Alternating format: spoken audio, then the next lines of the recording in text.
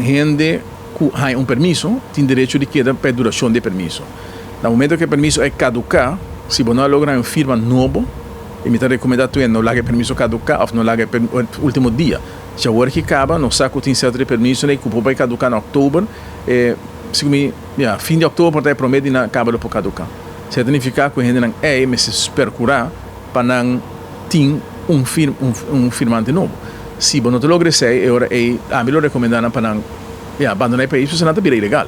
E se você agarrar ilegal, você vai deportar. Agora é com proibição para vir back. Se você vai para o mês, você vir back em cima das suas vacâncias, se você quer vir back solicitar para um vergunning, o que você não pode você não pode trás, porque você não tem permisso para trás. Nós temos, para o meu permisso, não pode sair dentro de 3, 4 semanas, mas está hopefully e nós temos também permisso uma prolongação de permisso que sai em 1 hora.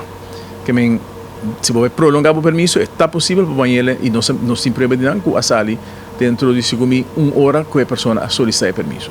Se todo documento está na ordem, o processo vai mais lento. Mas tem uma melhoração considerável para o que é aspecto E, nós estamos trabalhando duro ainda arriba e hecho que melhorar o serviço, sim.